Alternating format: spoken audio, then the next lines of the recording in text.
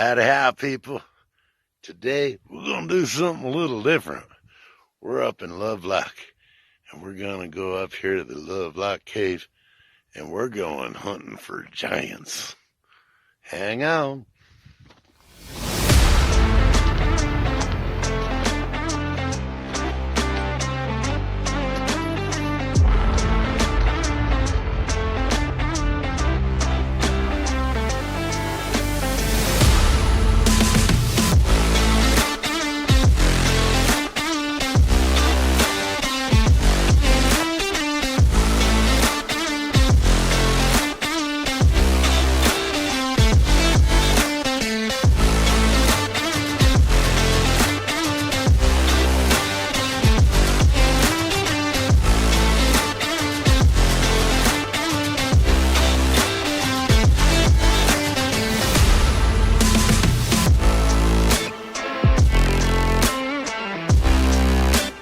Right here, we have basically the first entrance into the cave.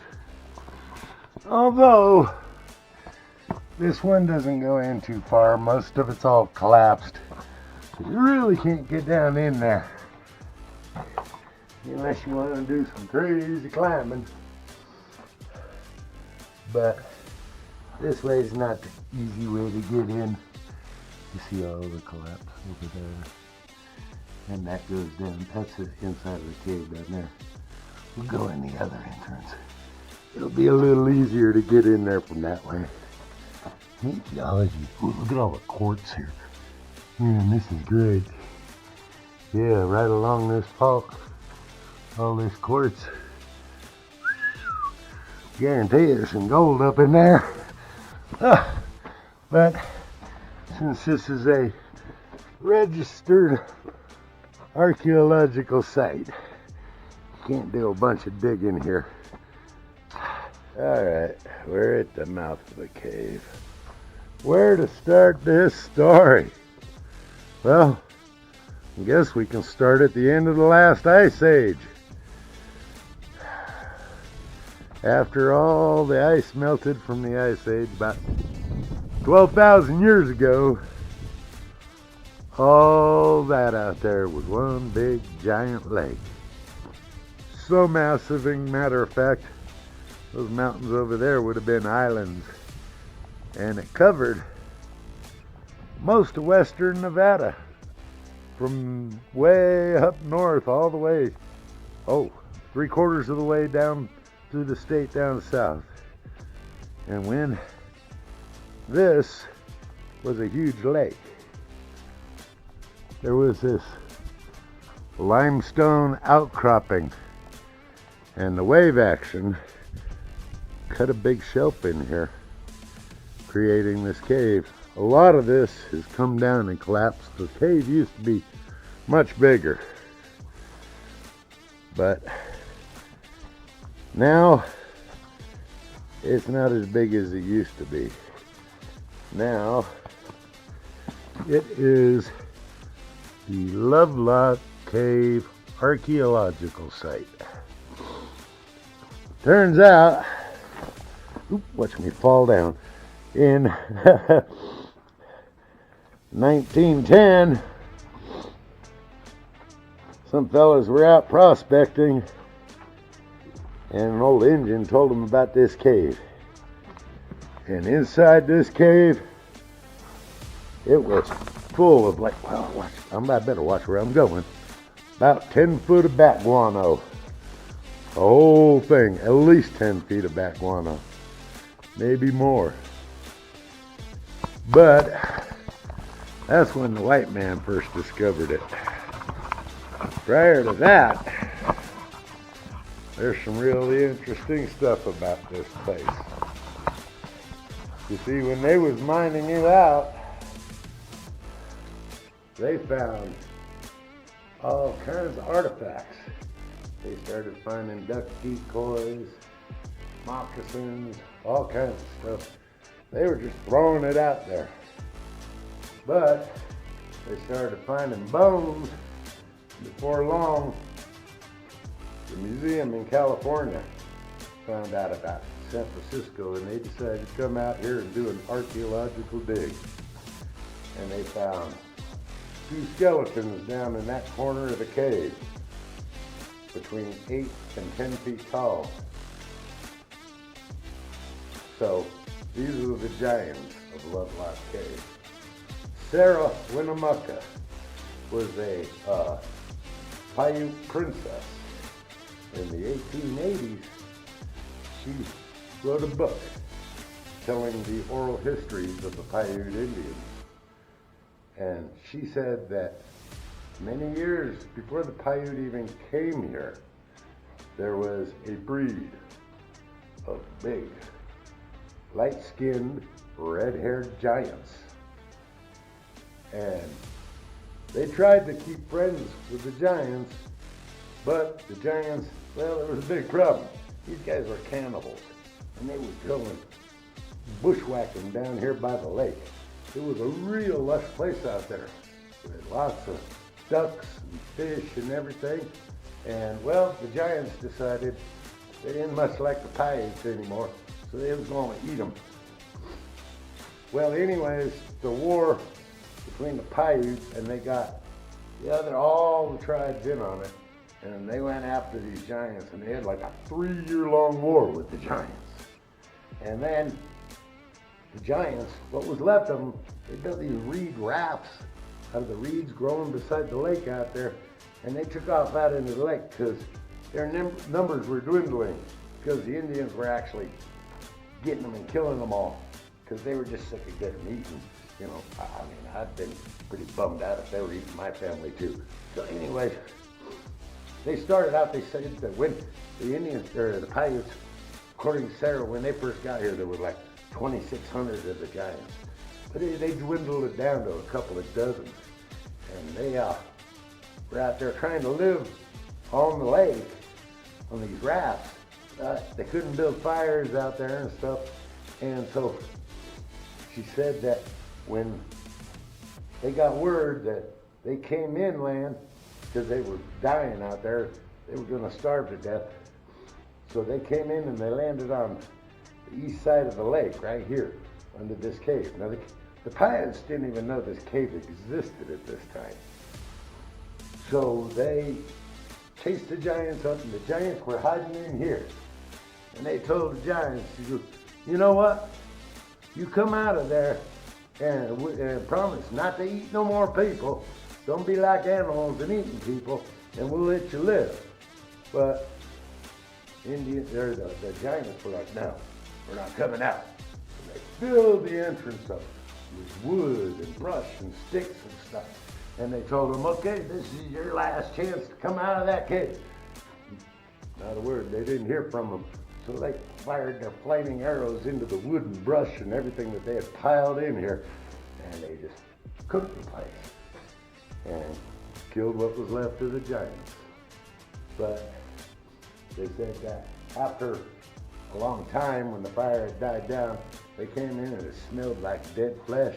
So the Indians didn't come back in here for a lot of years, probably 100 years or more. And then when they did, they started using this as a storage area, and they kept bows and arrows and all kinds of things in here. And eventually, I guess it got forgotten, and the Bats decided to make it a home. And then several hundred, or maybe thousands of years, whatever, the bat poop built up to about 10 feet tall. And well, when the white guys found out there was bat poop here, that was good money. So they were shoveling it out of here and taking it and using it. They made gunpowder, and they used it to make saltpeter, and I guess they could have used it as fertilizer too, but it would have been expensive. Probably make more money selling it to make gunpowder and saltpeter. So anyways, let's walk around, let's have a peek around the cave. Alrighty, we're gonna go kind of slow through here. Give the camera a chance to adjust to what little light is in here. I didn't bring any lights with me, but most of this is all caved in. A lot of stuff is falling down and hit the ground here. But yeah, this doesn't go back that far. That only goes back another, I don't know, 40 feet or so. But there's all kinds of neat geology in here. Some of the roof is still black in here. You see the black spots there. People say that that's where they burned out the giants and killed them. I'm not sure about all that. It might be some other mineral leaching down through the rocks. But yeah, it goes way on back here. And yes, you're allowed to get off of the deck.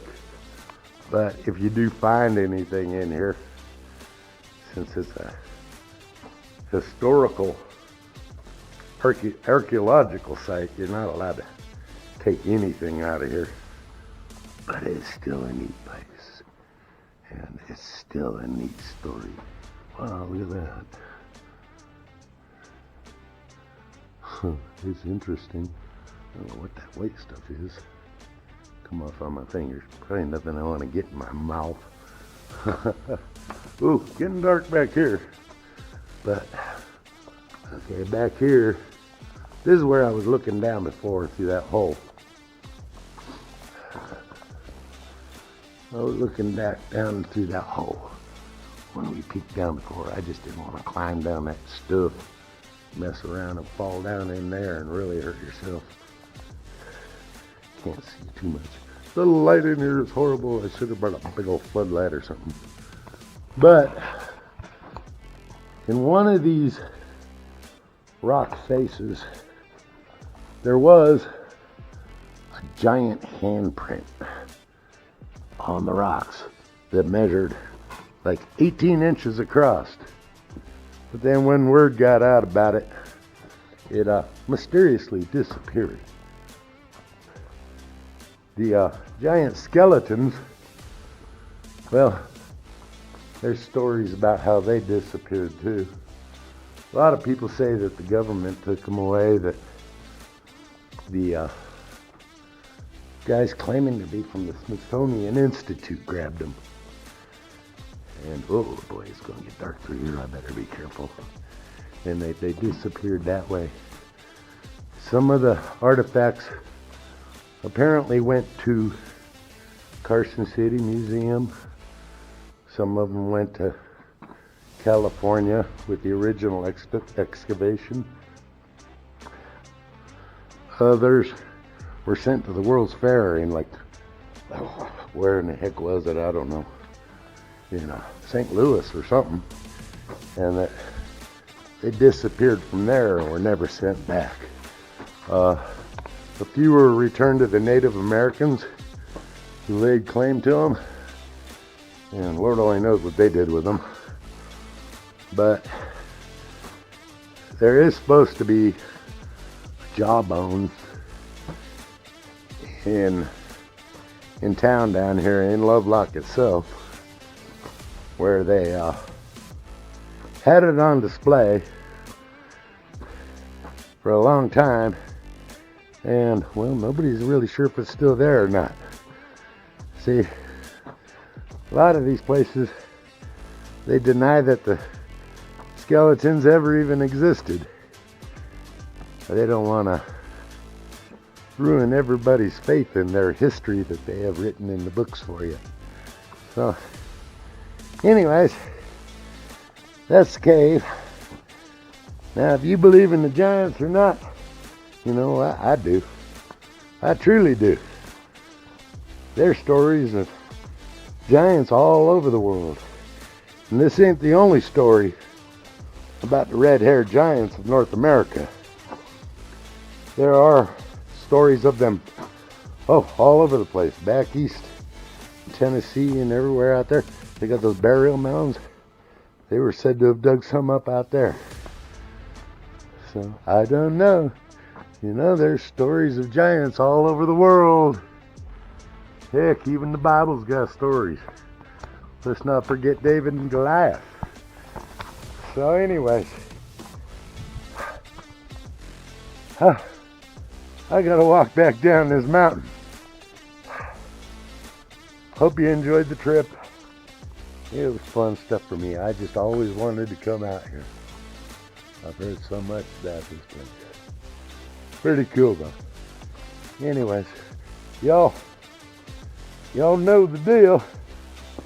Stay safe. Happy hunting. All that good stuff. And if you haven't hit that subscribe button, go ahead and do that. If nothing else, ring the bell. And we'll catch you on the next one.